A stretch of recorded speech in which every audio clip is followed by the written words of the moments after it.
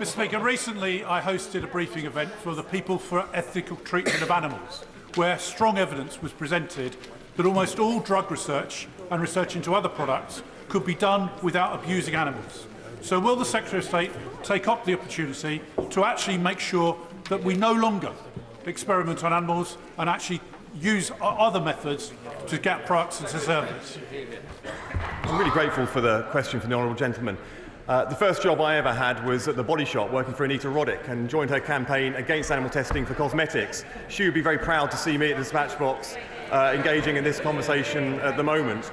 A manifesto commitment for this party, the Labour Party in government, is to phase out into the long-term use of animal testing. That is something we're committed to. It's something we're taking steps towards. In Lavery. Thank you, Mr Speaker. The peddling of fake news and disinformation on social media platforms is fueling extremism.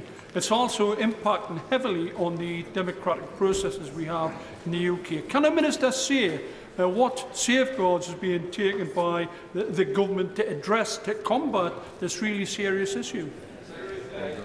I'm extremely grateful for the honourable gentleman raising one of the most serious issues of our time. The Online Safety Act requires providers to specifically consider how algorithms will impact a user's exposure to illegal content and the children's exposure to content that is harmful to children as part of their risk assessment. I have introduced new measures to make sure that children are kept safe.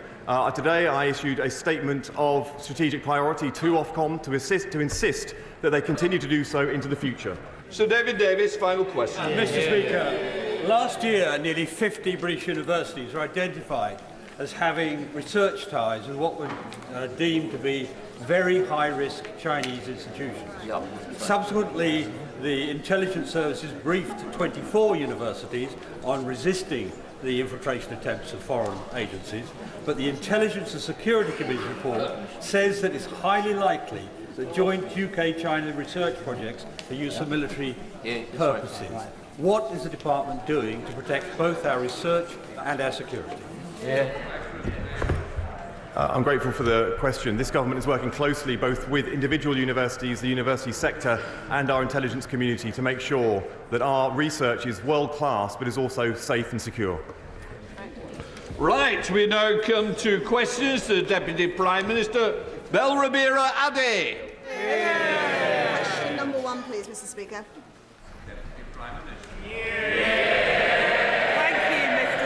I've been asked to reply. My right honourable friend, the Prime Minister, has attended the G20 summit, strengthening the UK's ties with major economies to drive jobs and security at home. And, Mr Speaker, this week marks 1,000 days of Putin's barbaric war in Ukraine. We will stand with Ukraine for as long as it takes. And, Mr Speaker, this week also marks Equal Pay Day. I am extremely proud that this government has introduced the Employment Rights Bill, strengthening the rights of working women and making work pay. And, Mr Speaker, this morning I will have meetings with ministerial colleagues and others. In addition to my duties in the House, I shall have further such meetings later today. Thank you, Mr Speaker. I recently met with members of the British Association for Biological Anthropology and Osteoarchaeology, who highlighted a loophole in the Human Tissues Act which allows human remains to be auctioned, frequently disguised as modified items or replicas. This has included a fetal skeleton posed under a glass dome, a human thigh bone turned into a cane, a human jawbone necklace, and the varnished skull of a 6-year-old, often from indigenous communities in Africa and Asia, stolen during colonial expeditions. Does the Deputy Prime Minister agree that it is an abhorrent for human remains, regardless of their origin or age, to be sold by auction houses and on social media sites like Instagram, Facebook, eBay, Etsy and Gumtree? And will the government take action to end this depraved practice?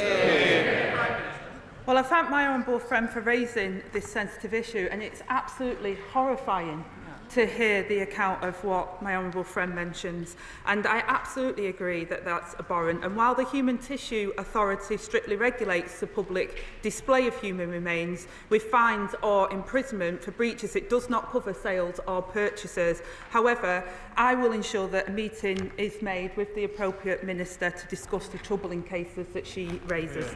We now come to Alex Burghart, the Shadow Chancellor of the Duchy of Lancaster.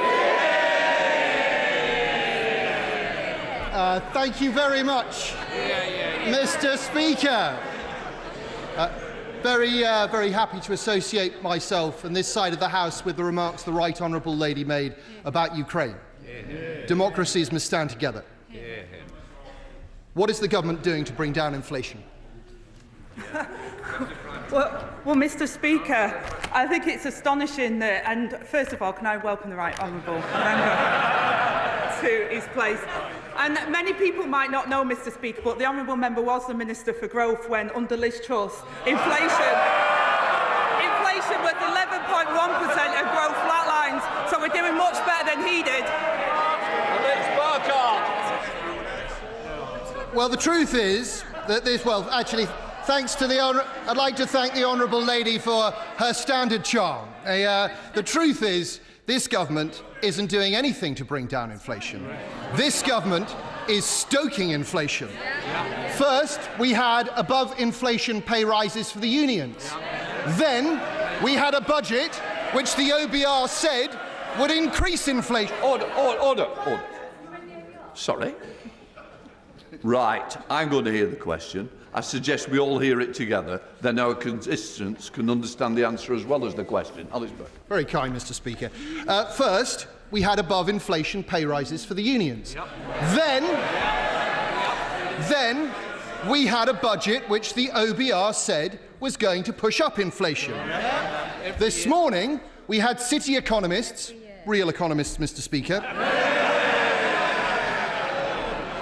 saying that next year inflation would hit 3%. Does the Right Honourable Lady agree that this government's decisions mean higher inflation for working people? Mr. Speaker, I'll ask the honourable gentleman, 11.1% or 3%? We've already talked about Ukraine, Mr. Speaker. It was Ukraine and COVID that drove up inflation. This government is doing it to the British people. High tax, high inflation, low growth, low reform. There's a word for that, Mr. Speaker. It's Starmerism. Yesterday, like many honourable members on this side of the House, I spoke to farmers from across the United Kingdom. Some of them families who farmed their land for centuries, elderly men in tears, children worried about their parents, all of them worried that their way of life is about to be destroyed. What would the Right Honourable Lady like to say to them? Well, first of all, Mr. Speaker, we are absolutely committed to our British farmers, and that's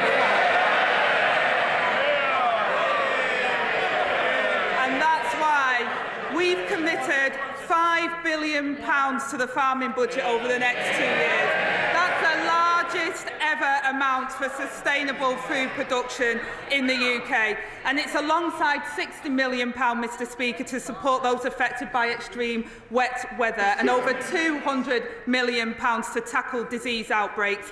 His party couldn't even get the money out the door for farmers, failing to spend over £300 million on farming budgets. The farmers know they ruined it for them, and that's why we're in government and they're not. Well, perhaps the Right Honourable Lady thinks that everyone came to London yesterday to thank the government. Let's look at the facts. A typical mid-sized 360-acre family farm in the constituency of my Right Honourable friend for Thirsk and Moulton. They've spoken to their accountant. Their new liability because of this government is £500,000. That's 12 years' worth of profit. When this generation passes away, that farm will become totally unviable, and it's just one of thousands and thousands of similar farms. It's clear the government hasn't got its facts right. The Central Association for Agricultural Valuers, the real experts in this field, say so. The NFU says so. They're shortly to publish a report showing that 75% of all commercial farms will fall above the threshold. If the government isn't going to reverse this terrible policy, will the Right Honourable Lady at least commit that there will be no further increases to inheritance tax and no further reductions to agricultural property relief or business property relief in this Parliament?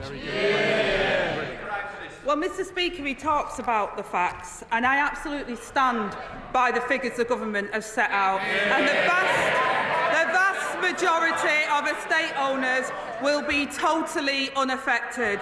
He wants to talk about the figures, Mr Speaker. I will be crystal clear. The vast majority of estate owners will see no change and pay no tax on land passed on valued at £1 million. Couples can pass on £3 million, Mr Speaker, tax-free, and those above the thresholds will pay only half the normal rate and can pay over 10 years interest-free. This is just another part of the budget that's unravelling, Mr Speaker. Everyone here and all the farmers at home will have heard there was no guarantee there. We know what that means. They're coming back for more. And even if the Honourable Lady had made a promise today, it wouldn't have been worth a fig. We know that the Environment Secretary, before the election, promised the farmers this wouldn't happen. Labour promises get broken. Let's put all of this into context. The Treasury says the family farms tax will raise, on average, £441 million a year.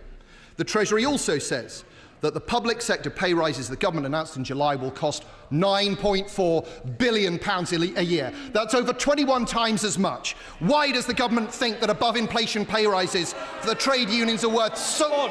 Order! Now then, I don't need any more from the second bench. Can I just say, please, less of it. We've had a bit of a run-in recently and I don't need to have any more. Right. Deputy Prime Minister. Thank you, Mr Speaker. I think it's an audacity for the honourable gentleman to stand there and suggest in some way that Labour broke promises or raised taxes. When I'll school the honourable gentleman, it was his government that raised taxes to the highest level for a generation. It was his government. Sorry? We'll have less as well, unless you want to go and have a cup of tea. Have we heard any more? Is that it now? Yes or no? Absolutely, you're the one that was mouthing. Well, I'm sorry, you must be able to do it like a ventriloquist dummy. Prime Minister. It was his government that crashed the economy, that saw inflation rise to 1.1% and grow flatline. It was his government that spent the reserves 3 times over. I'll take no lessons from the honourable gentleman. Alex Burghart. I understand why the Right Honourable Lady doesn't want to answer questions about the terrible choices the government have made. It's because the truth is ugly. The truth is that this is a punishment meted out to people who don't vote Labour. It's the same punishment meted out to parents who send their children to private schools. It's the same punishment meted out to the owners of small businesses terrified about national insurance contributions. And it's the same punishment meted out to pensioners who can't afford to pay their fuel this winter. Isn't it the truth, Mr Speaker, that if you don't vote Labour, they don't care about you?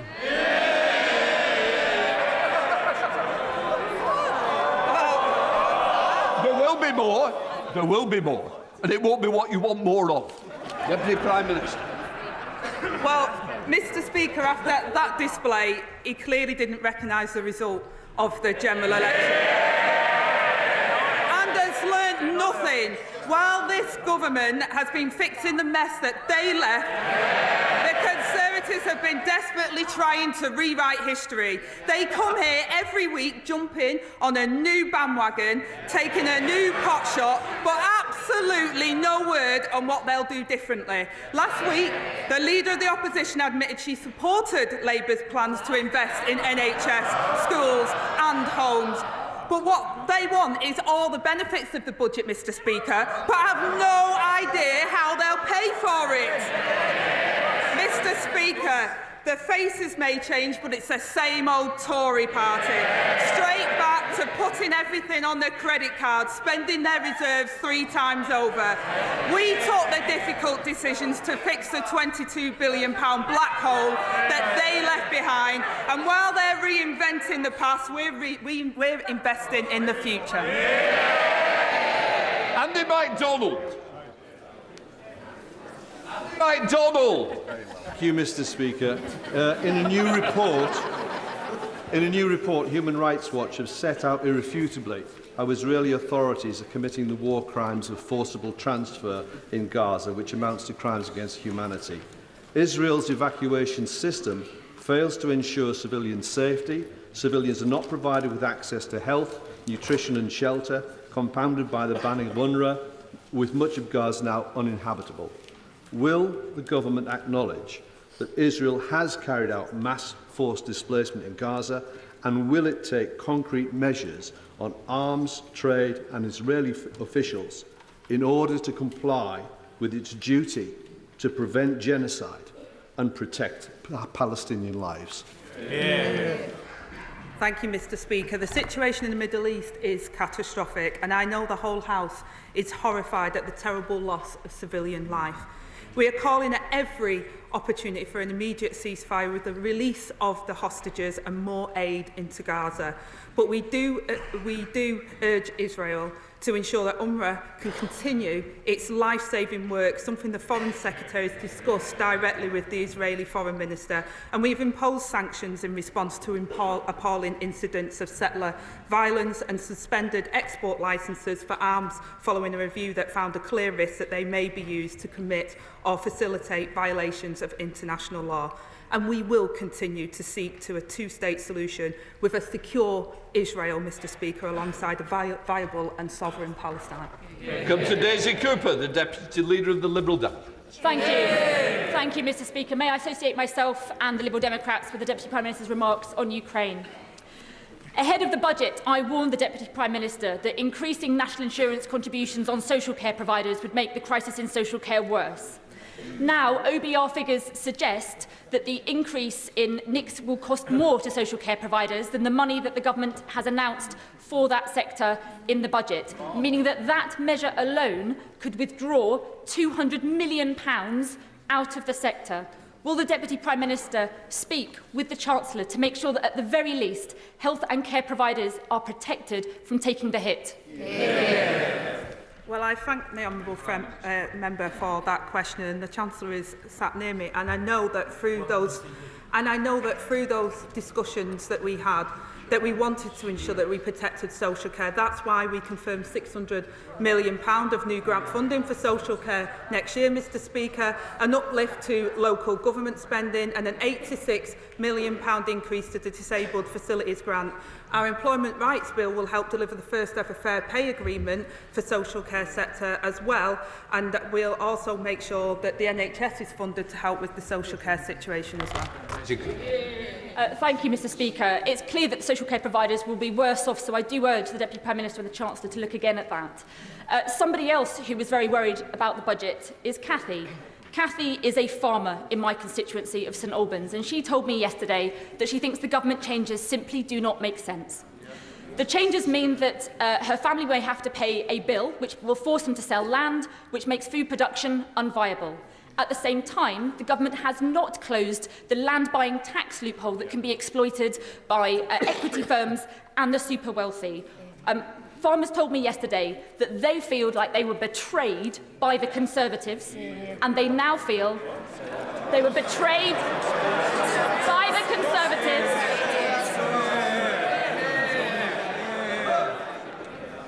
Thank you, Mr Speaker.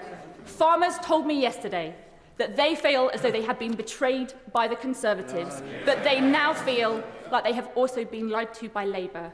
Will the Deputy Prime Minister think again on this measure so that our farmers can feed Britain? Well, again, Mr Speaker, I'm sorry to hear that Cathy is distressed by what I would say is scaremongering around what the Labour Party is doing. The budget delivered £5 billion for farming over the next 2 years, a record amount. The last government failed to spend £300 million on farmers, and our plan is sensible, fair and proportionate and protects the smaller estates while fixing public services that they rely on. Alex Baker. Thank you, Mr Speaker. There are only 7 places in England, according to the House Library, where school funding per pupil is lower than my constituency of Aldershot and Farnborough. Does the Deputy Prime Minister agree with me that something has gone badly wrong when teachers are being forced to pay out of their own pocket for basic school supplies, and so many others have left the profession in droves over the past 14 years? Will ministers work with me to tackle the root of this problem so that we can give every young person in my constituency and beyond the very best start in life? Thank you, Mr Speaker. And every child deserves the opportunity to succeed in school and beyond. And I'm sorry to hear of the experience in her constituency. Last week I visited Raisingfield Primary School in my constituency, whose school council had a lot to say about the resources to our schools, and we have increased the core schools budget by £2.3 billion next year, increasing per pupil funding in real terms. And as her constituency, home of the British Army, I know she will also welcome the expansion of childcare support to service families deployed overseas, saving families around £3,400 a year, and I'm happy to ensure she gets a meeting with the relevant minister. Anderson.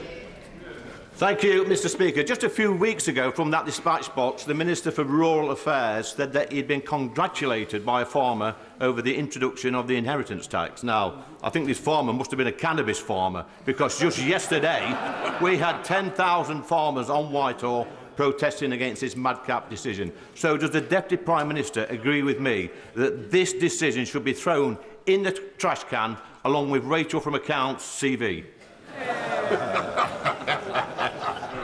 Well, Mr Speaker, he talks about CVs. It's good to see the honourable member doing well on his bench, once a Labour councillor, then a Tory MP, and now a Reform Chief Whip.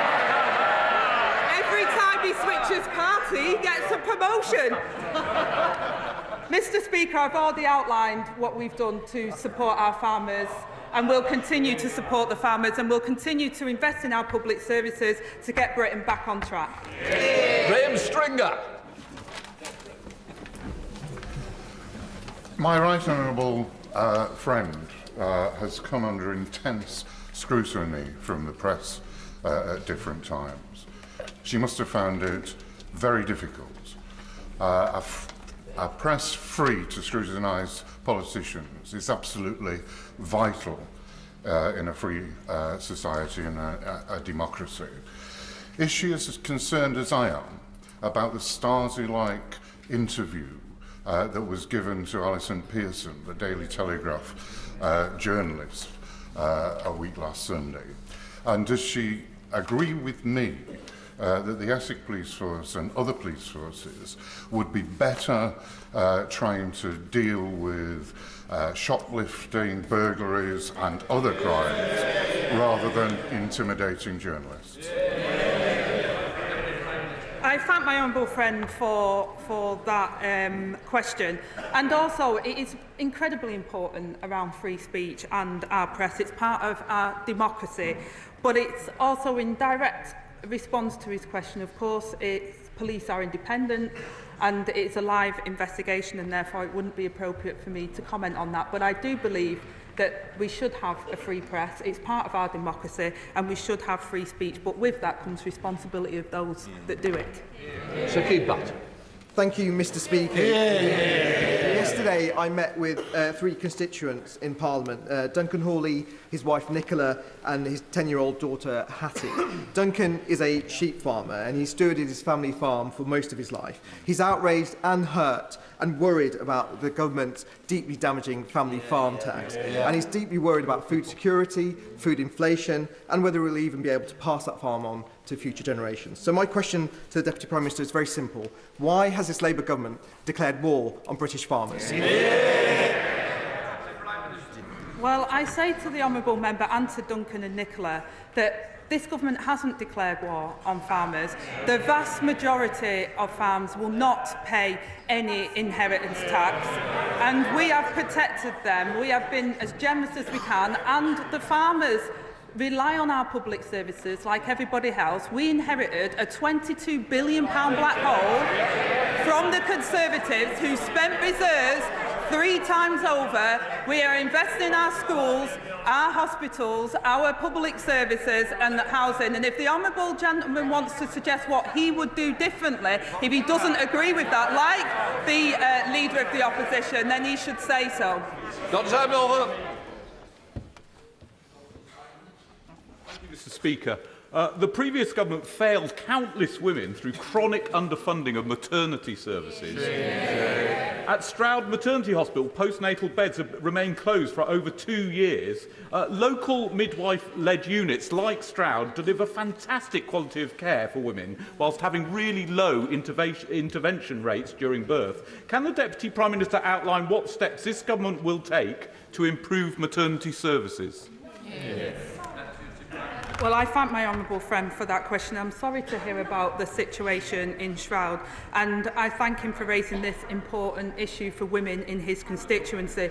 The Darcy report clearly set out that under the previous government, the NHS was broken, with patients waiting too long for care. We're committed to ensuring that all women and babies receive safe, compassionate and personalised care through pregnancy, birth and, critically, following those months ahead. We will ensure maternity services deliver the best outcomes for patients as we invest to build an NHS fit for the future. Roberts. Diolch yn fawr iawn, Lefarydd. Now, I know how much professional care work means to the Deputy Prime Minister. Cariad care homes in Porthmadog tell me they won't be able to absorb the additional exorbitant costs imposed by her government's budget. They tell me they believe this poses a threat worse than COVID to their business. Wow. Will she personally intervene, therefore, so that her government at least makes care providers exempt from the rise in employers' national insurance contributions? Well, she's absolutely right to say that I absolutely value the work of care providers and carers across the whole of the UK, and that's why we've put additional funding in through the budget as well. And we've also been making sure that care providers and those that work in the charities, including hospices, amongst the tax regime provides the most generous amongst in the world, Mr. Speaker.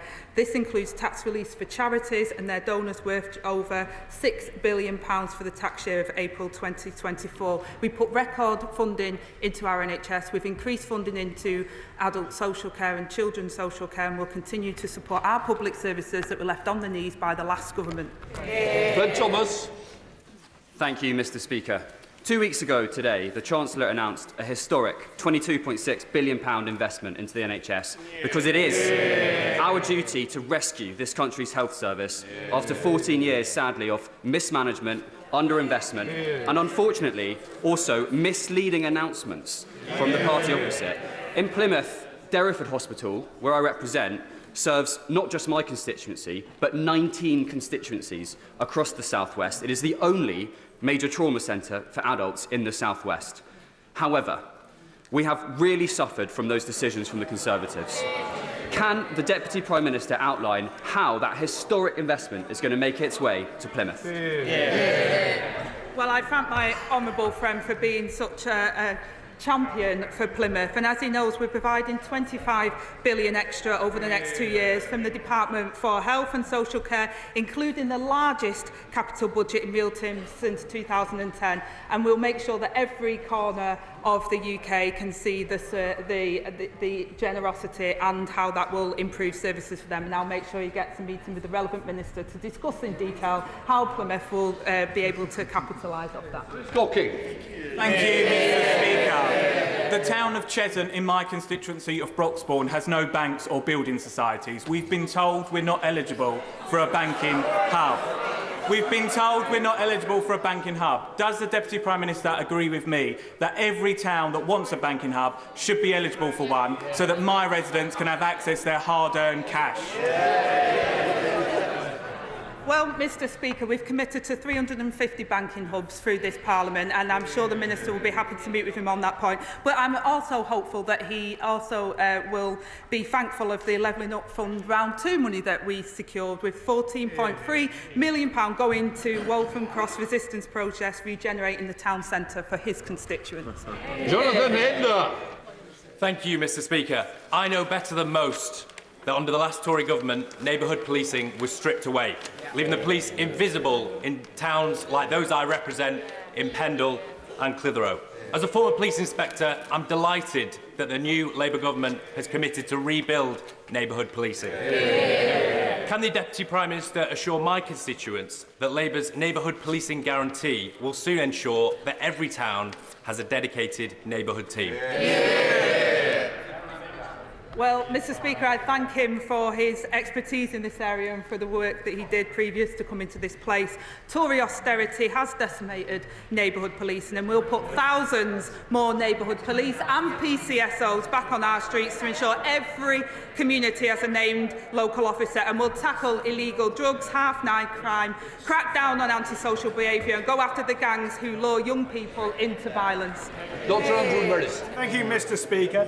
The Scottish and Welsh governments have banned the construction of new waste incinerators because of health and pollution concerns.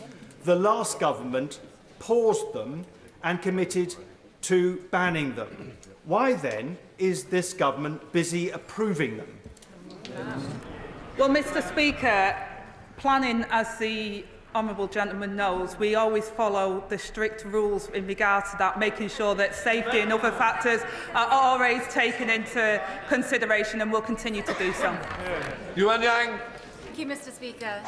Thousands of families in my constituency of Early and Woodley have moved into new build developments in Shinfield, in Loddon Park and beyond, but many have found their dreams of home ownership punctured by unfair and opaque property management charges. Can the Deputy Prime Minister reassure my constituents by setting out how the Leasehold Reform Bill will address these concerns, and would she like to meet with me and affected constituents? Well, I welcome my honourable friend to her place. Unjustified increases in service charges are completely unacceptable, Mr Speaker. The Leasehold and Freehold Reform Act will provide homeowners with greater rights, powers and protections over their homes, and that includes greater transparency over service charges. For too long, leaseholders have been ripped off. It's this government that will sort it out. Fan of the House, Sir Edward Lee. Today is Red Wednesday, in which we remember all those persecuted for their belief worldwide. A recent report by Aid to the Church in Need shows that in the countries surveyed, persecution of minorities has increased by 60%. In the light of this, will the government commit to reappointing the Prime Minister's Special Envoy for Freedom of Religion and Belief, a post that has remained vacant since July, and do that as soon as possible, hopefully by Christmas, so that we in the United Kingdom can play our part in defending religious and belief minorities worldwide? Well, I thank the honourable gentleman for his question. We are committed to champion human rights, including the right to freedom of religion or belief. I join the right honourable member in marking Red Wednesday, an important moment to show support for all those persecuted around the world for their religion or belief. And today we will light up the FCDO buildings in the UK in red in support of that, Mr Speaker. Envoy roles are under consideration, will be decided upon in due course. Lee Burrow. Thank you, Mr Speaker. Harshita Brella was killed and found in the boot of her car as it was taken from her home in Corby on the 14th of November. This tragic murder left the community shocked and scared and is being investigated by the police. Harshita was protected by a domestic violence order that lasted 28 days. It was not renewed. Would the Deputy Prime Minister agree that all must be done to reassure the community and to bring the perpetrator to justice? And would she further agree that in some circumstances, domestic abuse orders should last longer than 28 days when the victims are most vulnerable? I thank my honourable friend for raising this case, Mr Speaker. Hajita's family, my thoughts are with her family in this horrifying set of circumstances where Hajita should have been protected and felt protected.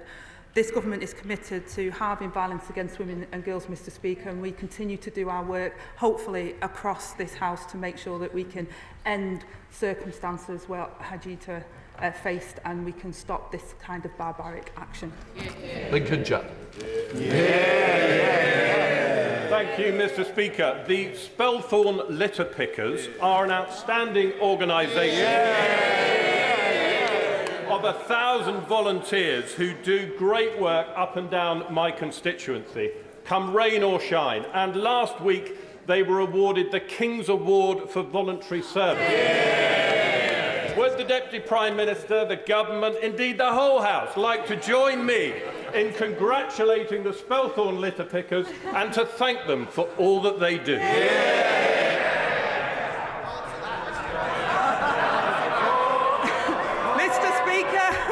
What can I say? I absolutely agree with the honourable may I say my honourable friend in terms of the Spelthorne litter pickers, and say what an important role across all of our constituencies where local communities come together and volunteers help, in particular young people as well do a lot of this in our constituency, Mr Speaker. So I think across the whole House we congratulate them on their award and those that do the voluntary work and support our community. Barker. Thank you, Mr Speaker. I draw the House's attention to my register of interest as a very proud trade union member. In 2019, the party opposite promised to deliver an employment bill that would protect and enhance workers' rights in the UK, and like so many of their promises, they never delivered. But my right honourable friend has done it. Cleaning up the mess that the party opposite left behind. So would the Deputy Prime Minister agree with me that her employment rights bill is the biggest upgrade to workers in a generation? Thank you, Mr Speaker. And declaring an interest, me and my right honourable friend used to be conveners for Unison North West as well, and I champion the work that she's done on behalf of her constituents and for working people of this country. The government is delivering on its plan to make work pay and to ensure that employment rights are fit for a modern economy. And the Employment Rights Bill will benefit people in some of the most deprived areas of the country and will save them up to £600 per year in lost income from hidden costs of insecure work. So I commend the work that many honourable members, some across the House and in particular on our benches, that have brought this bill to fruition. Reb Stewart. Thank you, Mr Speaker. The whole House recognises the authenticity of the Right Honourable Lady's backstory, her pride in being a carer, and indeed in her recent elevation. By contrast, in June, the Chief Constable of Northamptonshire was sacked for misrepresenting his CV. And just last month, Tanya Nasri, the nurse, was imprisoned for 5 years for doing the same. Does the Right Honourable Lady agree with me that such serious consequences are right and just in such cases? Well, Mr Speaker, what I would say to the honourable gentleman, I know where he's trying to go with this, but while it's tempting, what I would say to the honourable gentleman is, sorry, the right honourable gentleman, I do apologise. What I would say to the right honourable gentleman is our Chancellor in the last 4 months has shown more competence than the last 4 Chancellors that he had. Thank you, Mr Speaker.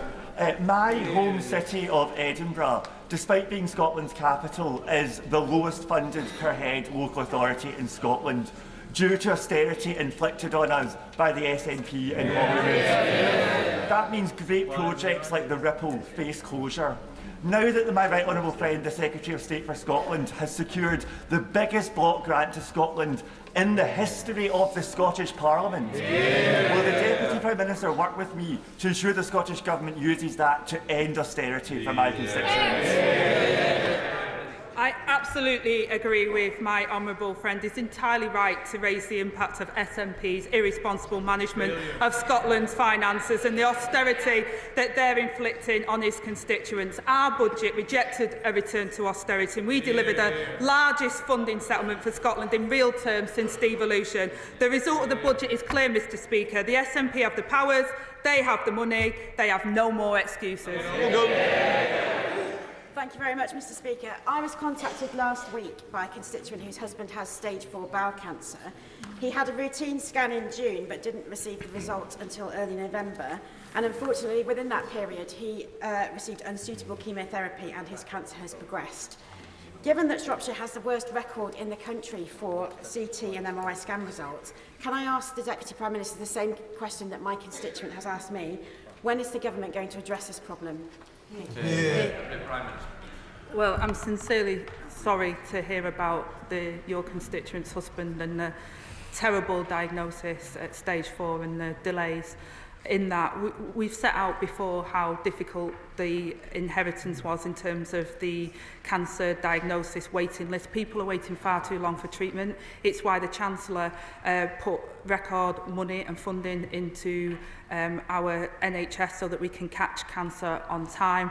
And I know that the Health Secretary is determined to do this, and as a personal endeavour to him to make sure that people are not having to wait and don't end up in the circumstances that are so tragic for your constituent. Just for the record, I'd like to apologise to Mr Kruger. I got the wrong person. Mr Wilder's no owned up to it. What I would say is don't...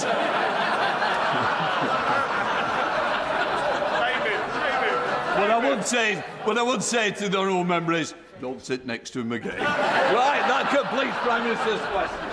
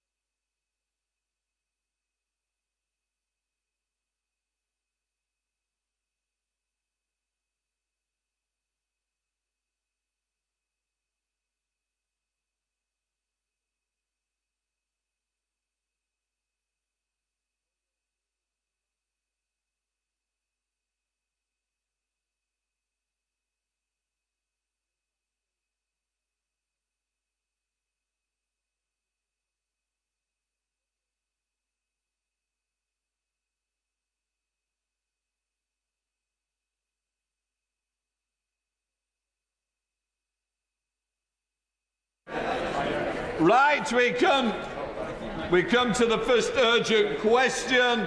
Lisa Smart. Thank you very much, Mr Speaker. I would like to ask the Secretary of State for the Home Department if she will make a statement on police reform. Thank you, Mr Speaker. And can I start by thanking the Honourable Lady for this urgent question on this very important subject. At its best, policing in England and Wales is truly world-class. Every day, officers perform their duties with courage, skill and dedication, and we are all grateful to all of them. At the heart of our British policing tradition is the notion of policing by consent, which is dependent on maintaining mutual bonds of trust between officers and the local communities they serve. But over the last decade or more, policing has faced a perfect storm. As visible neighbourhood policing has been decimated, as law enforcement has struggled to keep up with fast-changing crimes, as outdated technology has held forces back, and as confidence has fallen in communities and amongst victims, because far too often people feel that if something goes wrong, no one will come and nothing will be done. But for too long, instead of government showing leadership and helping the police to navigate these testing times, predecessors in our department have just walked away. This government will not stand on the sidelines while public confidence and public safety are put at risk. And that's why we're pursuing our unprecedented Safer Streets mission, to reduce the most serious violence and to rebuild confidence in policing and the criminal justice system. Now, to successfully deliver that mission, we need forces that are fit for the challenge of today and tomorrow. That is why the Home Secretary yesterday announced a programme of police reform that will be pursued in partnership with policing. And under our neighbourhood policing guarantee, we will restore patrols to town centres and rebuild the vital link between forces and the people they serve. To drive up performance and standards, a new performance unit will be established in the Home Office, which will use high-quality police data to spot trends, improve performance and consistency. And we will work with policing to create a national centre of policing to bring together crucial support services such as IT, aviation and forensics. We will present a white paper on police reform to Parliament next year. The 25-26 police funding settlement for police forces, including full details on government grant funding and precept, will be set out to Parliament in the normal way before Christmas. But the Home Secretary confirmed in her written statement yesterday that as part of that settlement, direct central government funding for policing next year will increase by £500 million. That's core grant and additional funding for neighbourhood policing, counter-terrorism and the National Crime Agency. Mr Speaker, we are at a critical juncture for policing, and we cannot go on as we have been. So together with the police, we will embark on this roadmap for reform to get back to those precious Peel principles and to rebuild the confidence of our communities in the vital work the police do every day to keep us all safe. Thank you very much, Mr Speaker, and I'm very grateful to you for granting this urgent question. Yesterday, the Home Secretary announced significant reforms to policing through a written statement, a comprehensive restructuring of policing in England and Wales, which will affect thousands of personnel, create a new performance unit and establish a national centre for policing, surely merits some parliamentary scrutiny and an opportunity for members of this House to question what it means for their constituents. So for my own Hazel Grove constituents, what does it mean for Mellor, the most rural part of my constituency? There was no specific mention of rural crime in the Home Secretary's statement, and so I'd ask the Minister what her plans mean for those tackling crime in our rural communities. What do the plans mean for places like Woodley, a district centre in Hazel Grove, which is seeing far too much antisocial behaviour and shoplifting? And what do the plans mean for places like Offerton, where illegal off-road bikes are causing havoc on our roads? What will the plans do to better encourage the police to work with local partners to tackle this problem that is blighting so many? Any police reform must include addressing the Conservative cuts to police community support officers too, who are so often the face of proper neighbourhood policing. My own Greater Manchester Police Force has seen more than 350 PCSOs cut since 2015.